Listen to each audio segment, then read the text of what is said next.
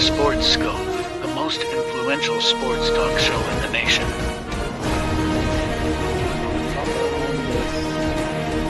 What is today, the 19th? Stay tuned for updates and great sports content. Hello, everybody. Welcome to Sports Scope. I'm your host, Robert Butler, on this, what is today, the 19th of October. Very dramatic ending there in Arizona. Diamondbacks getting a last-minute bottom of the ninth hit. You know, folks, that reminded me of the 2001 World Series. Arizona Diamondbacks beating the Yankees. Of course, it just makes it 2-1. The Phillies seem like the better team, but at least it is a series. Listen, folks, got a great guest backstage here. Ken Norris. You know, I go to church with Ken. He's a big Alabama fan. I'm going to interview him, ask him a little bit about his background and everything.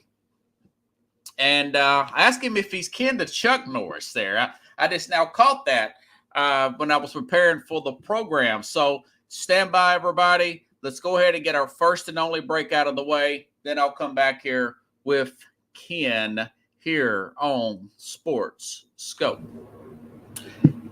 Hello, Sports Scope followers. The program has seen tremendous growth since going 5 days a week. I just wanted to thank everybody for your cash contributions and sharing the program with friends and families. Just a reminder, if you want to contribute to the program, go to the Cash App, the cash sign, and Sports Scope. There are other ways to contribute to the program listed at the bottom of the screen. If you want to advertise on the program, go to sports, that is sports with an S, another S, scope, SKOPE, at gmail.com, just like it's listed at the bottom of the screen. Thank you and enjoy the program. Righty then, and I'm going to bring on my guest right now. Hey, Ken, how you doing, buddy? Robert, I'm doing great. Waiting on Saturday, baby. Woo! Yeah, third Saturday in October. Yeah, you're around my dad's age. He's been telling me about that for years. So your last name is Norris. There's no relation to Chuck Norris, is it? Well, I'm just going to put it to you this way. There's got to be a connection. Well, the next time I'll bring you on with Carl Douglas Kung Fu Fighting as your intro walk-up music, man. That'd be awesome. Okay, folks. So Ken is a friend of mine from church here at Brentwood Baptist, the Avenue South location here, and a huge Alabama fan. We talk about college football just about every single week here. So where are you originally from? You're originally from the Birmingham area? No? Originally from Birmingham area, probably about 12 miles from the university. Oh, wow. See, I've never actually been to the University of Alabama. So you're Tuscaloosa. You're only 12 miles from the university? Yeah, I'm from the west side of Birmingham, which is just right on the line there on the Tuscaloosa-Jefferson County line. And so to get to the games was just like a hop, skip, and a jump. Okay, so now did you grew up in that area? Yes, sir, I did. Okay. Now, when did you move to Nashville? What brought you here? I'm in the plumbing industry, and I build hospitals. I'm in healthcare, and as you know, Nashville has a lot of hospitals. Yeah. Your governor here in Tennessee owns a plumbing company, or used to, Lee Plumbing. Okay. And he did a lot of healthcare, and he pulled me up out of Birmingham to assist him in the infrastructure of the hospitals. Now, how long have you been here in Nashville? I've been here since 21. Oh, wow. You know, I thought you may have been here 15 or 20 years. Oh, no, I'm a Roll Tide fan. It's only a 2.5 hour drive. And so, you know, I've come up here and had a little incident on the building and got hurt. And so I'm up here taking care of all that. Yeah. You told me about that. You're welcome to share it. This sounds like that was a pretty dramatic story if you want to, man. Well, all I can say is God's doing his work on me up here in Nashville. The Lord works in mysterious ways. Now, so how long have you been an Alabama fan? We were talking about this earlier. Well, I can remember when I was about six or seven, tugging on Bear Bryant's coat, the end of his coat, telling him I was going to play for him one day. Yeah. And so I'll be 63. I said that. I'll be 63 in January.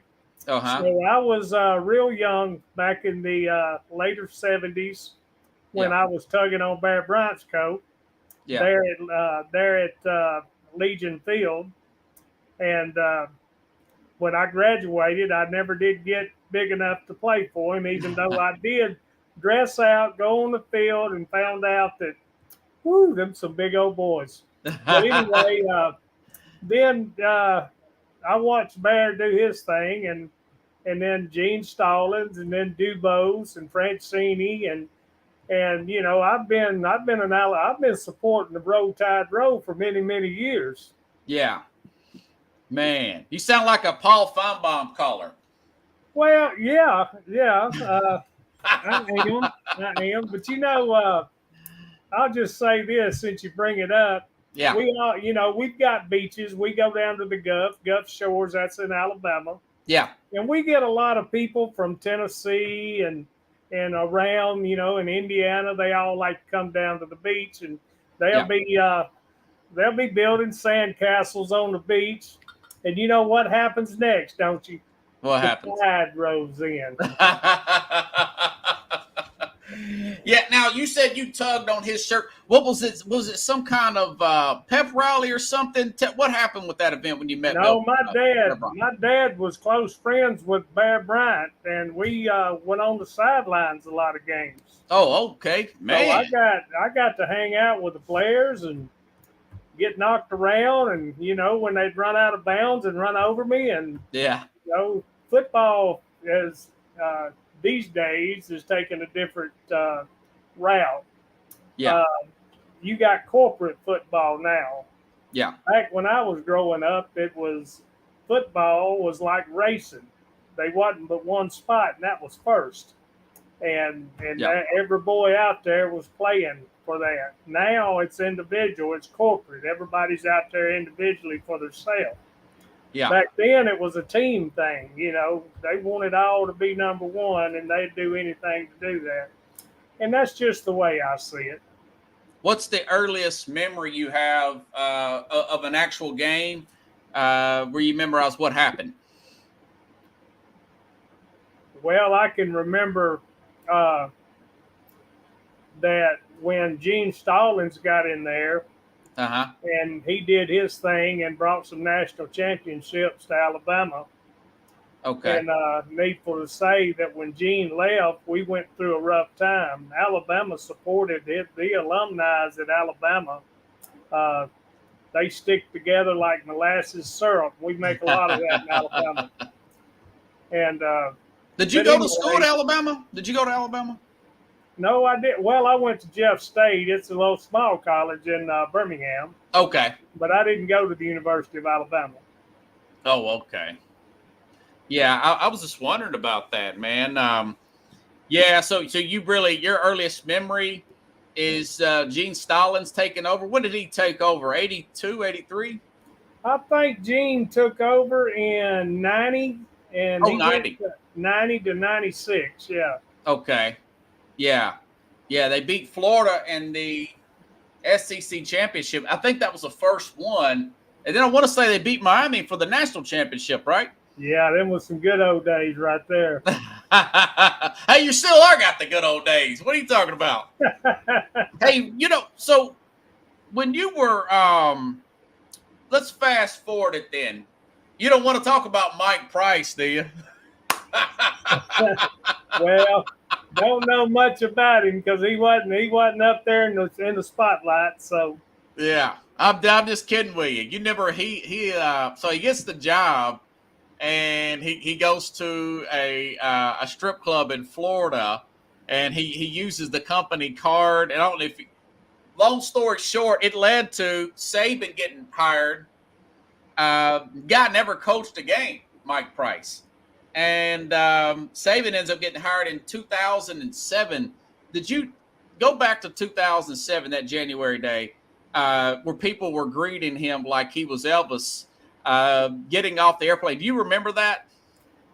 Vaguely, but yes, I do. Since you bring it up in my mind, I do remember it, but not much about it. Yeah. Did you think that, man, this guy's going to be better than Bear? Did anybody have this level of success with Alabama? No, we were all in the impression that we won't never get another Bear Bryant. Okay. And and we went through several coaches, and then in 2007, when that LSU coach came to us, and everybody knows him, I don't even have to mention his name, but he's been there longer than anybody. Yeah. And he's won more national championships than anybody. Yeah. And he is a good coach. Saban is one of the best coaches I've ever seen. And I'm going to say he exceeds Bear Bryant. And that's really putting him out there. I was going to ask you about that. Some still don't believe that, but I'm with you. You just count the championships, man. You know? He's got the gift, Robert. What's the gift? The gift of coaching. Yeah, he's my favorite.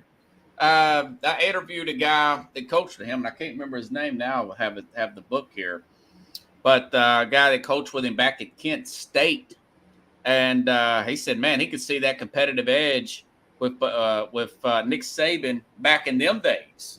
Okay, so they played Tennessee. 5 years ago, the Tennessee-Alabama thing wouldn't even be worth watching. Saban was so good. They were so dominant. It would be a game that most of the people in the Tennessee area, they would just glance at the game like myself, and Alabama would be up, 38-7, and it's just not worth watching. Other than 2009, when Lane Kiffin took over, they got that field goal. They beat Tennessee. Alabama blocked the field goal. Now we go to last year. What is your thought about? By the way, Alabama, for their audience, they are 58-39 over Tennessee. They got 7 ties in that series. What is your thought about last year? I didn't see that coming. But what do you think? Well, I have to give Coach Herpel his props. Yeah, they finally got a coach that has got a gift of coaching, and the people with Tennessee, if they'll believe in him and let him do what he needs to do instead of keeping it corporate, then he'll take Tennessee somewhere. But that coach knows how to coach those players. And Alabama, they go up and down because Nick likes to bring people up to be players for NFL, for careers. He don't just say when you're finished, you're finished. If he believes in you, he's going to put you out there regardless of the statistics you put on the board. And he's going to teach you how to win games. And you've seen, just like the Philadelphia quarterback. Jalen Hurts. He's playing the other Alabama quarterback Sunday. Jalen Hurts was going to leave Alabama. Yeah. Because of Coach Saban. Mm-hmm. But Coach Saban, he told him, he said, if you'll stick with me, I'll make you a winner. Because Jalen Hurts was a good quarterback. But Tui was a senior, and he was playing him because they were both good quarterbacks. And he taught them how to have respect for one another. And then Jalen Hurts took Alabama to a national championship. Yeah. Well, no, it was Tua, but I get what you're saying. Yeah, Tua took them back in 2018, and then Hurts transferred to Oklahoma. But he hung in there, though. And he's turned out to be a great player, What do you think about all this now? You mentioned the corporate stuff and the individualism. Do you think that Saban could retire in the next year or so just because he's frustrated with all this? Well, I don't think Saban wants to retire. Yeah. His age might push him on out. Yeah. Because of his family. I mean, he's got to spend some, years of his life with his family other than on that football field and in that office. And because Saban spends a lot of his time with those players. Yeah. Reading them, watching them, and that's what he does. That's his lifestyle. But it comes a time in life that a man has to retire. He's not going to like to do it. But he's bringing up somebody right now, I can guarantee you this, and it's the way Alabama does it. He's teaching somebody right now to take his spot. And who is that? I don't know who it is, Robert. He won't reveal that to nobody. But I can guarantee you the way Alabama works, he's got somebody he's training to take over that position. And he's teaching them everything he knows about coaching. You can look at these commercials with Deion Sanders. Yeah. They don't just hang out in commercials just because there's money involved. He lets Deion come to his house to shoot those commercials because Deion's learning something about football in the coaching, not in the playing act, but in the coaching act. Yeah, Deion's mentioned that before. He's up in Colorado right now getting his experience. Yeah. And he's winning games with Colorado, and he's doing better for Colorado than they've done in many years. Yeah. But he's getting that experience from that Aflac commercial. yeah. Deion's got some learning to do, man. He's writing books in the middle of the season. They lead the league in penalties. I like what he's done, but you get a sense that he's kind of working out the kinks in coaching. It's not as easy as it looks. Absolutely. He's being trained by one of the best, and that's Nick Saban. And I believe that it's not been revealed. Yeah. But as long as I've been around football, I played 12 years of football myself. Okay. And so I know football. And I can guarantee you that there's something going on right there that we'll see in the future. What did you play? Safety? Who, me? Yeah. What position? No, I played nose guard and tight end. Tight end. Okay. All right. I was a Fred Biletnikoff. Hey, guys who they named the award after. What's your greatest Alabama moment as a fan? Oh, man. Do you have one that sticks out? Man, you can't put a great moment on it because they've had so many of them. Ain't that the truth? I couldn't say, Robert. There's so many great moments at Legion Field, at Bryant-Denny Stadium, and I mean, there's just so many. And even up here in Rocky Top, I've traveled up here and back in the days in the 70s, and when that was Johnny Mathis and Majors, and Phil and Fulmer, during those days, we was throwing mini oranges at that field.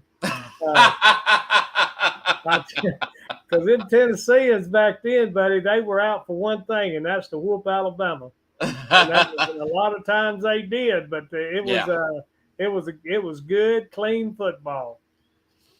What about that game against my dad talks about that? You're about my dad's age.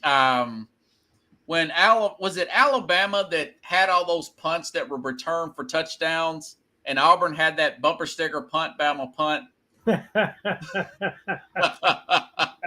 Well, you opening up a can of worms now. I got the can of worms there because I know you could probably talk about that. What happened there? Alabama didn't show up on that game.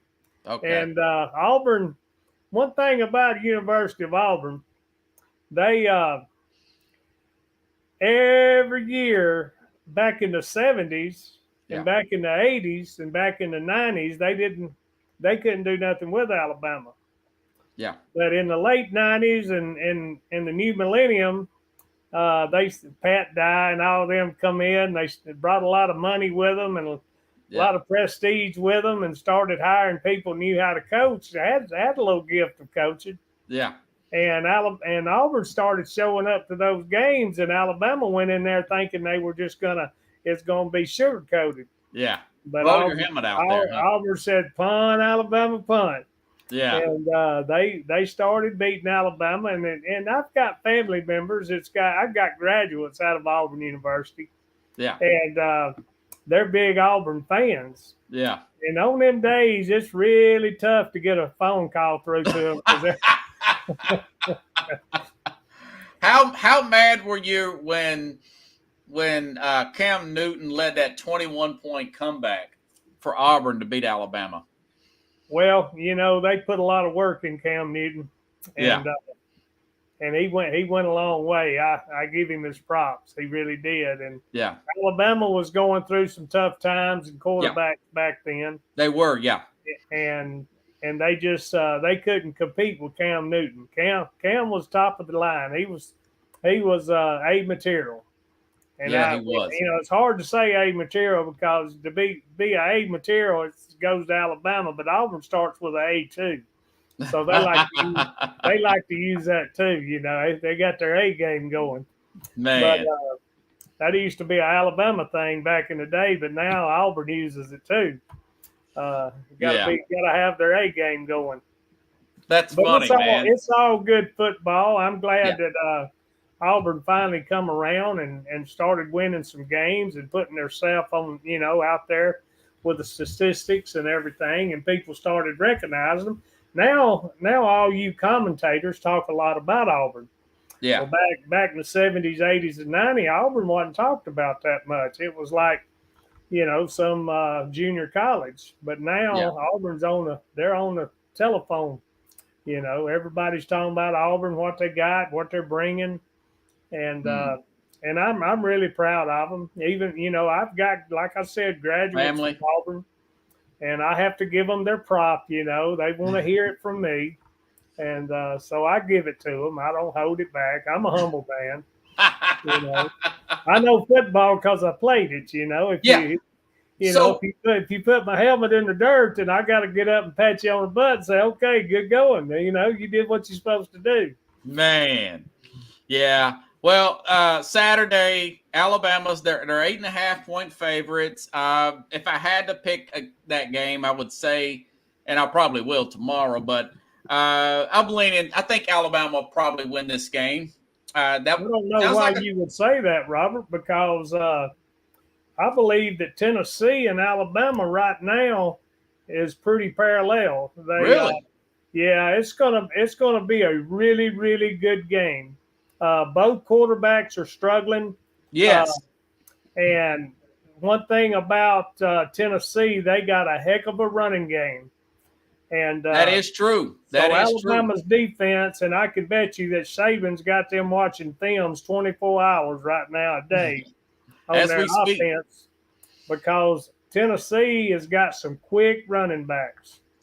And they will, if you don't put your arms around them and put them on the ground, they're going to bounce off of you and they're going to go through that end zone. Yeah. And so I don't believe the passing game on neither side. Now the defensive backs, I believe Tennessee don't have the defensive backs for them to stop Alabama in the air. Right. I believe that Alabama's got the defensive back to stop Tennessee. So I believe this is going to be a running game for Tennessee, and it's going to be a passing game for Alabama. That's a good analysis there. Tennessee. I just talked about this yesterday on College Wednesdays. I kind of made that segment up. Tennessee. This Joe Milton guy cannot hit the deep ball. He's not Hendon Hooker. He misses, and now of course Monroe. He's came a long way since Texas. They beat Ole Miss, got a double-digit win there.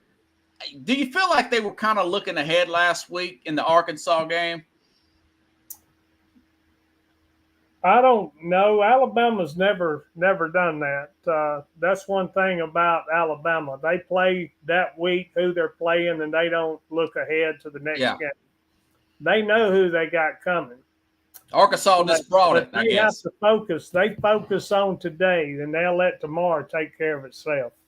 So Arkansas just played a great game then, barely lost. Yeah, Arkansas. And Arkansas, if you go back through the statistics, always plays Alabama hard. They have always played Alabama better than they played any other team. Both of them's got the red and white on. Yeah. So, that elephant's just bigger than that hog right now. That's true. And so I think Alabama's probably got the edge here. It feels about within that. It'll be a one-score game. You're right. It'll be a good game, but I would probably pick Alabama. So I feel like it's probably 24-16 Alabama. What do you think is going to happen Saturday down in Tuscaloosa? It's going to take longer than 3 seconds to beat Alabama this year. It don't go well. You don't think it's going to be 50s like it was last year, essentially either. A field goal's not going to win that game. Gotcha. Yeah. No, yeah.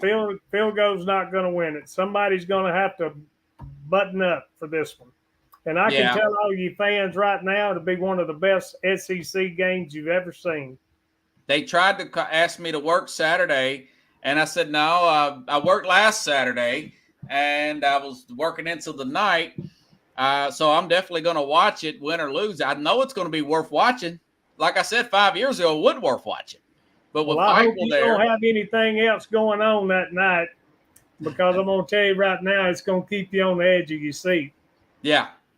That I can't. I'll tell you another one. I mean, I don't know how much college ball you watch, but Penn State and Ohio State, that'll be great too. That comes on at 11 our time.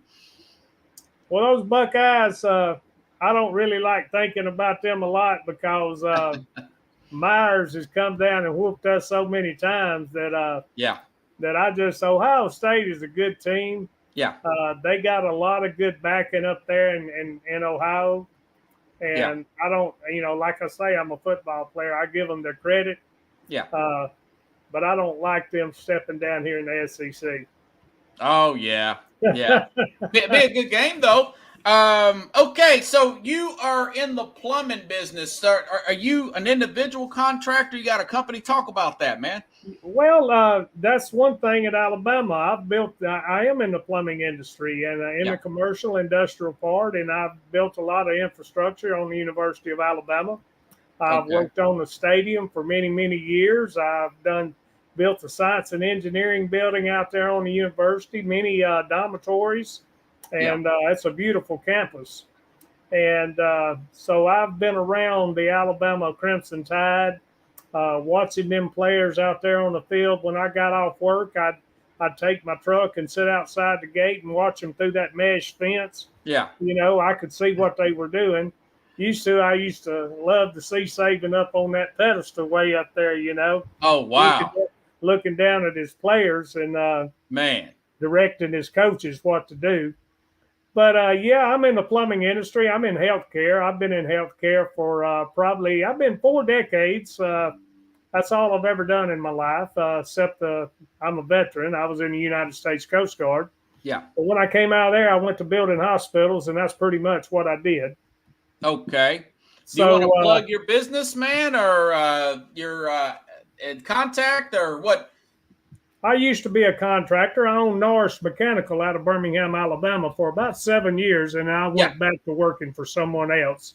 The politics in it just made me run me out. I was more happy being a mechanic than I was being an owner. Yeah. So anyway, that's what I did, and pretty much right now, I took an incident. I had an accident in 21, and it broke my back, and so I'm being restored right now and looking to go back to work within the next year. Oh, okay. Okay. I mean, if you've done something for 4 decades, it's like Nick Saban coaching. I don't want to get out of it. I know it so well. Yeah. Yeah. Like the back of your hand. You was telling me something the other day, and it stuck in my head about plumbing. Did you tell me, or did I dream this, that when water hits copper, it purifies the water? Yeah, anybody can research that. It's a natural alloy that comes from the ground, and that's the reason it's been a provider for water for so many years before I was even in it, and way before I was in it. Yeah. When water runs through copper, copper pulls the impurities out of water. Okay. So once you run water through copper, it's pretty much purified to the drinking availability. Okay. And nice. People go on and take it further and put purifiers on it from there, and even enhances the purity of it. But that's getting into a different story than football. But I just don't believe in plastic. I believe in copper being the main alloy that you need to provide water to people in. So tap water is good, especially here in Nashville, right? As long as it's ran through copper. If it's ran through plastic, it's not good. Back in the day, and I would say back in the 60s, when my family would say, "Go get me a drink of water out of the hose pipe." Yeah. And garden hose, whatever people say, we call it hose pipes down in Alabama. Hose pipe, what we called it. Yeah, the 80s. But they would say, go get me a drink of water, but they would. And if you was to take it and get it out of the hose pipe, it tasted like rubber because it come out of that hose pipe. Yeah. So they would spit it out and look at me, "Boy, why did you get me that out of that hose pipe? Take that hose pipe off that. Get me some water." Because coming out of that copper pipe, it's pure and it tastes real good. But you learn something new every day, man. But if you get it out of that hose pipe, it's going to taste like that hose pipe. I remember that. I do. We used to take that hose pipe in the evening after that sun's been on it, and if you got a real 100-footer, you turn it on slow, and it's just like you're in a bathtub because that water's real hot coming out that hose. It is. Yeah. And you can clean your hair with it and your body, and then by the time it gets cold, you better be finished. So it's better just to put the cup underneath the faucet and drink it that way instead of out of the hose pipe. It's more pure, right? Most definitely it's better. Yeah. Okay. Oh, see, you learned something new here. Do you have anything to add? No, I don't have anything to ask other than you Tennessee fans out there. Yeah. You buckle up because we're coming up here Saturday. No, it's going to be played in Alabama. Oh, they are. Well, look here, Tennessee fans, take you plenty of oranges with you. No, like I told you, I expect the Alabama to win the game. Tennessee would have to play a near perfect game to win. I just don't trust this quarterback Tennessee's got. This Milton guy, everybody's wide open. He's throwing the perfect pass, and then it just goes right over the guy. Well, he lacks touch. I was talking to a gentleman the other day that was telling me about his passing ability. Yeah.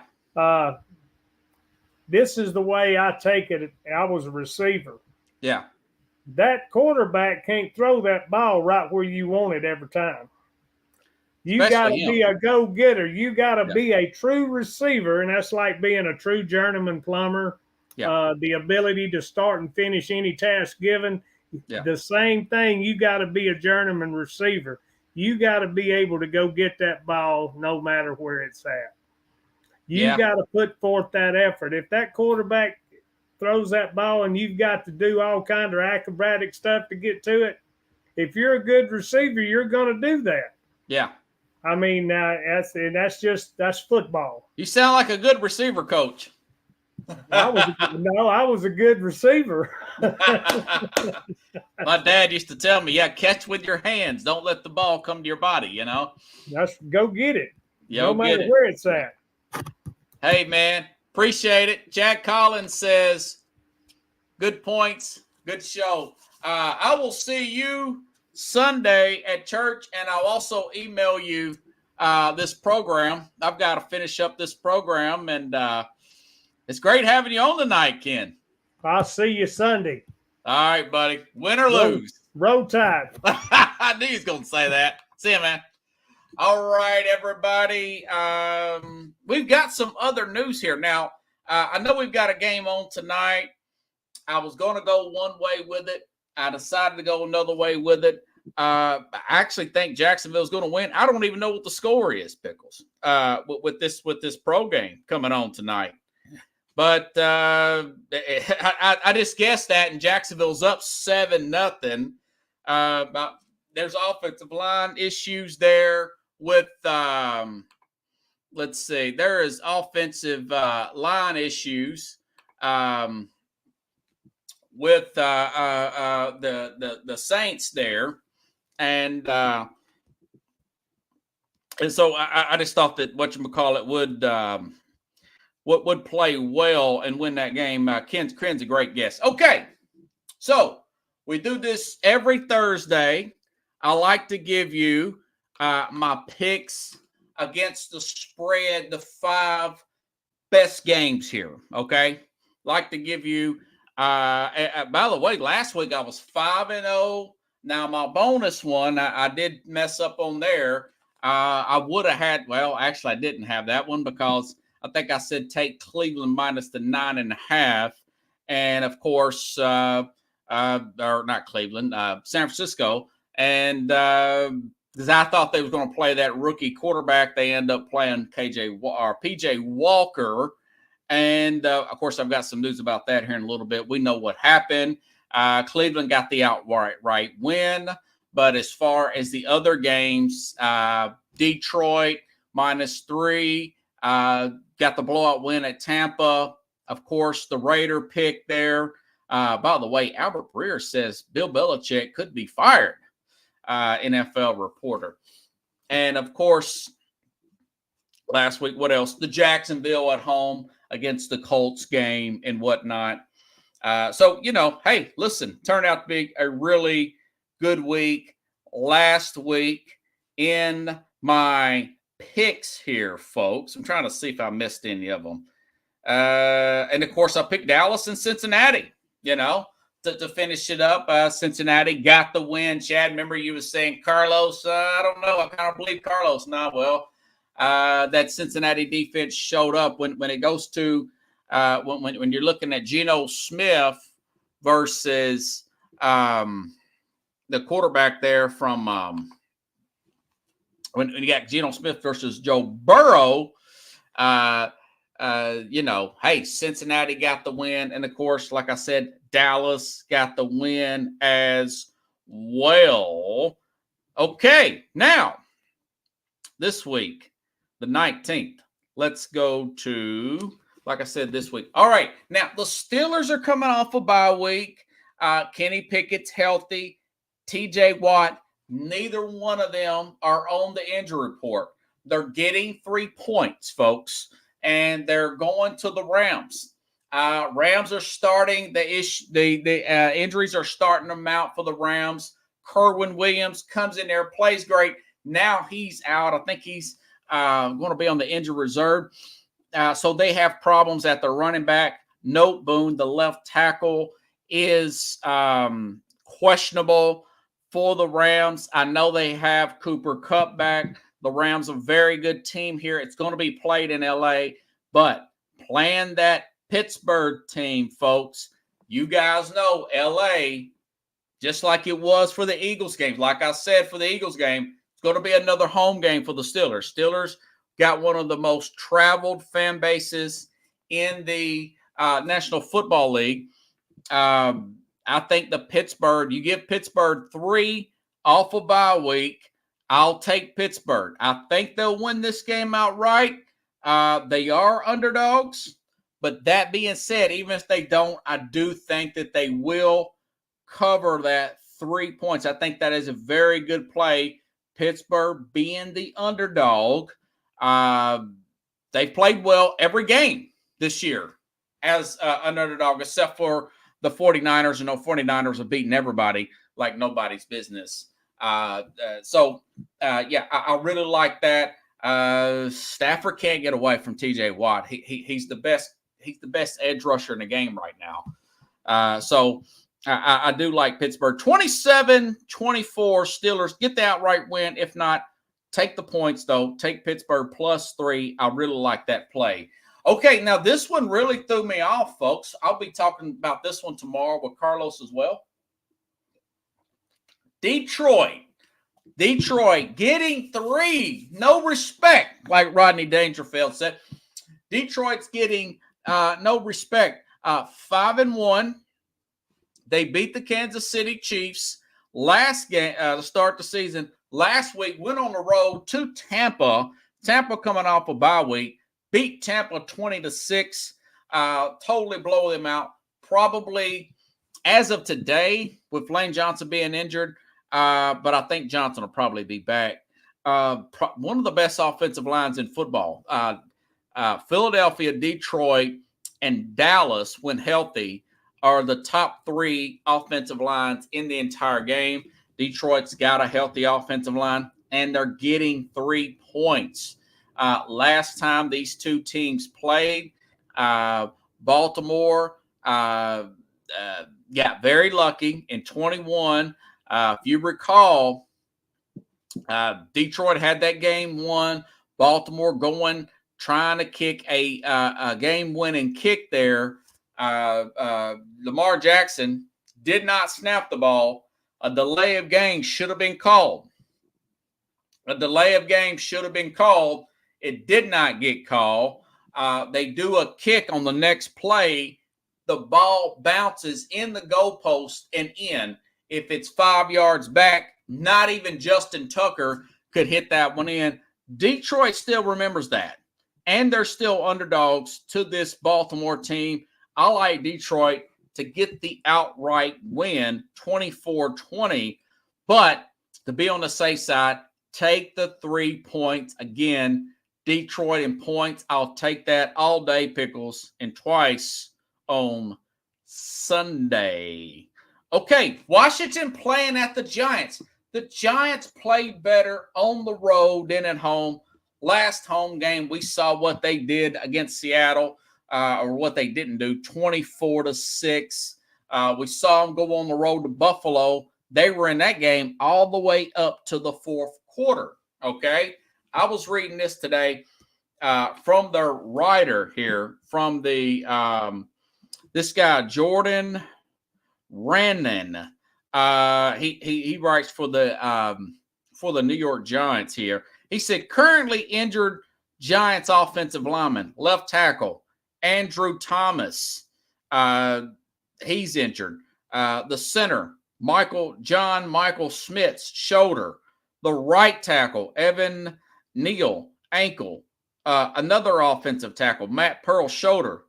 Other offensive linemen that are on IR, Josh Ezeudu, guard, Shane Lemix, J.C.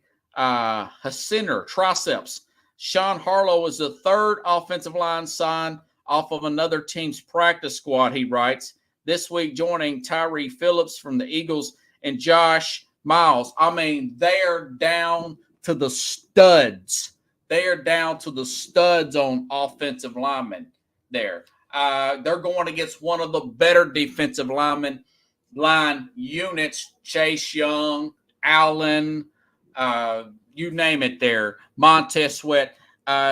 With that Washington Commander team, the Commanders are just 3-point favorites. I think the Commanders, this feels like a 24-13. By the way, who is it? Tyrod Taylor still playing at quarterback there. Like the Commanders to win and cover that 3 points easy against the New York Giants, folks. Okay, number 4. Let's go back to Rock City, okay? Cleveland Browns. Deshaun Watson's been throwing the last couple of days. So I don't know, even if he doesn't play, all right? PJ Walker did pretty good. Played the best team in the league last week. Now, he did hit an interception, but that was the best team in the league statistically. Again, Cleveland Browns' best defense in the NFL. They've shown that. Number 1 against the run, Zach Moss and Jonathan Taylor, they would be lucky to get 70 yards combined combined against this Cleveland Brown defense, okay? They'll be lucky to get that. By the way, Gardner Minshew is a guy that he's good for about 2 games, okay? Anthony Richardson put on IR for the season. He's done, going to get surgery. According to Jim Irsay, he's done. Gardner Minshew, going back to Jacksonville when he played for Jacksonville, he's good for a couple games, 2 or 3 games, and then he's going to start throwing some interceptions like he did last week against Jacksonville, correct? All right. So you look at that, and you look at the best defense, even if it's PJ Walker, this everything goes towards Cleveland, okay? They're very heavily lenient on the run game in Indianapolis. That Cleveland, they're going to shut that down. Indianapolis, really bad secondary. Amari Cooper, that is a really good matchup, even with PJ Walker at quarterback. I think Watson's going to play Sunday, but given 3 points, only giving away 3 points, that feels like another 20-13, kind of a boring game. Cleveland Browns gets another win, and they go on a nice little winning streak of 2. Okay. All right. Actually, I said 22-10. I wrote down 22-10. They're kind of a weird type of score here, you know. Maybe they get a safety, right? One of them Chris Berman scores here, Pickles. Okay. The LA Chargers. This one's going to surprise you a little bit. But the Chargers still match up, folks, really well with the Kansas City Chiefs. All right. I know they're coming off a Monday night game, and I know that Kansas City's coming off of a last Thursday game. I think that Kansas City will not play well. They'll play good. They'll probably play good enough to win. The Chargers, remember, they had a bye last week, and then they had the game. They lost the game to the Dallas Cowboys on Monday. They had that. They lost to the Cowboys on Monday. And the last year, going back to the year before last, only average. These games are decided within 3 points. And for some reason, the Chargers, like a lot of these LA teams, they play better at Kansas City than they do playing Kansas City at LA. I don't know if it's the footing or whatnot. Either way, 5.5 points with the Chargers. Kansas City will probably win the game. 27-23, Kansas City wins. But that 5.5 is going to give you the W for the LA Chargers. I like the Chargers and the points. I know the Chargers are the Chargers, and they would make a preacher cuss, make Ken cuss. But either way, I still like divisional games like that where the teams know each other really well. They're going to try to get the bad taste of the Dallas Cowboy loss out of their mouth. They're going to play well. Kansas City probably wins, but the Chargers keep it close. All righty then. Okay, I made a note here, folks. We talked about this earlier this week. Jim Harbaugh could possibly be his last year in college. He has been reluctant to sign an extension. He's been reluctant to sign an extension with Michigan. I brought this up before that maybe he's a little burnt out on college, that he didn't like this whole suspension issue. He thought he got the raw end of the deal, even though they've got it put back to 3 games instead of 4. Now there's a new investigation. This broke today. There's a new investigation on Michigan and Harbaugh sending the Spygate Pickles, sending scouts to opposing opponents' games before their games and trying to steal play signals. Michigan State saying, we don't know if we want to play the game since they're being investigated. You know, Michigan State is really down. Mel Tucker's been fired because of the scandal. There was a major fight last year in that game where some players from Michigan State got criminally charged, if you remember that, for punching out jumping on a Michigan player in the locker room. But now you have these allegations, Spygate-like. Remember Spygate with the New England Patriots there, going back about 15 years there, spying on opposing teams here, maybe a little bit longer there.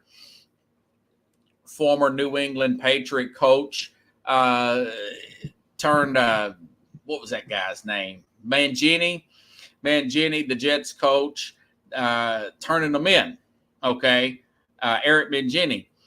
And then there was some fines and whatever. So this is similar, okay? So this is what Jim Harbaugh said in response to that allegation and investigation that was the news broke today. It says, I want to make it clear that I and my staff will fully cooperate with the investigation in this matter.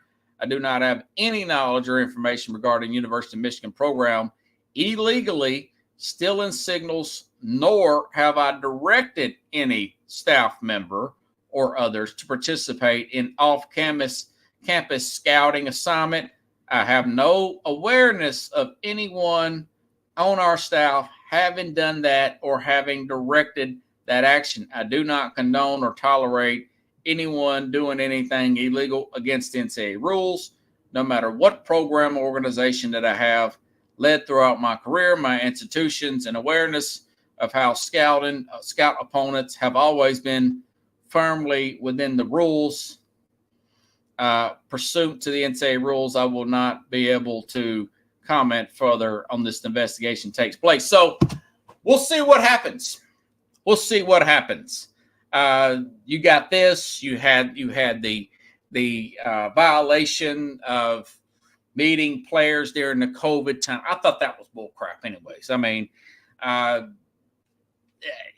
was the COVID year. He was trying to push the envelope, trying to get an edge recruiting. But this one seems a little bit more serious. But with the NCAA, you don't know. You don't know. But you look at the fact he just got suspended for 3 games. Okay. And now this thing comes up. You look at the pay reduction from 2020 because, hey, listen, I don't blame Michigan for doing what they did with Jim Harbaugh. They're getting their rear ends handed to them by Ohio State. He wasn't living up to par. They forced him to move off some coaches. They moved off the defensive coordinator. They got some younger coaches. The team got faster. The team is better. 2 years later, they beat Ohio State 2 years in a row, okay? They beat them 2 years in a row. So now they were in the playoff last year. They got upset by TCU. Some still say they're the best team in the country. That's probably true, especially with Brock Bowers from Georgia being out he may be out for the rest of the season. There's a good chance he might not come back. That may help Tennessee against Georgia coming up in November. I'm not trying to get too far ahead of things, but that story, folks, is one to keep an eye on for Michigan.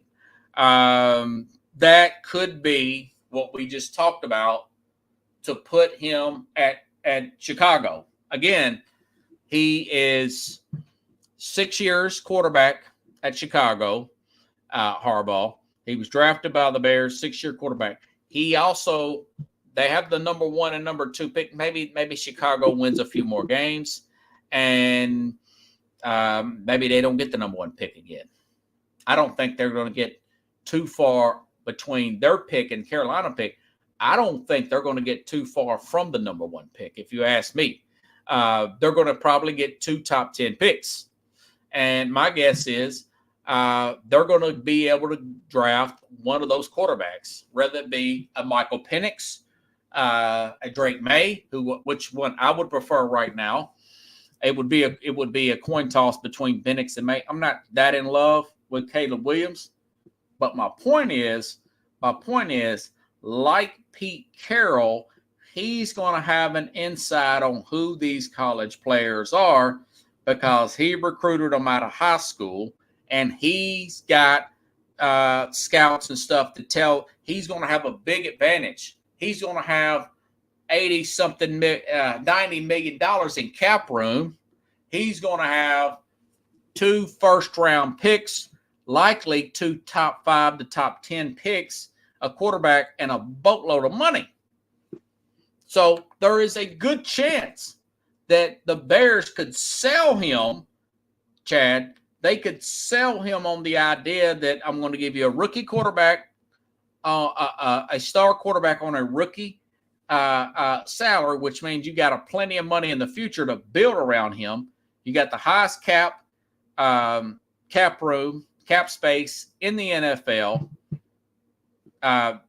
You can come back to the place that drafted you back from 87 to 93, and you could bring a championship here that was 2 years before you got drafted. That's the last time they won a Super Bowl in 1985. So it's food for thought, okay? Like I mentioned on the other day about Jim Harbaugh, he usually wears his welcome out about 5 years. Well, 5 years from now, maybe they got, Super Bowl with the Bears. Make the right move. You never know, right? You never know within 5 years. So it's food for thought, folks. Like I said, that news just broke today that they are being investigated for that scouting issue. So it looks like, and I just brought them up. Who knows? Maybe somebody else can go after Jim Harbaugh. Maybe Atlanta goes at. I don't know. Maybe the Chargers go after Jim Harbaugh, and it goes Coach Justin Herbert. But that coach usually don't like to pay anybody, But Bears, hey, listen, the Bears, he didn't bust in it. I mean, the Bears, he's a Midwest guy. He's got the high draft picks. He's lived there for 6 years. So Harbaugh to the Bears, that would be an interesting storyline for 2024. If you guys like the show, share the show. And again, I wanted to thank Ken Norris, no relation to Chuck Norris, for coming on the program.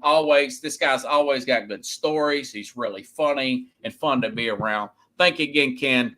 And everybody, I will see you tomorrow with Carlos Mad New Yorker Chavez, and we'll be arguing over the top games in between college and the NFL tomorrow here on Sports Scope.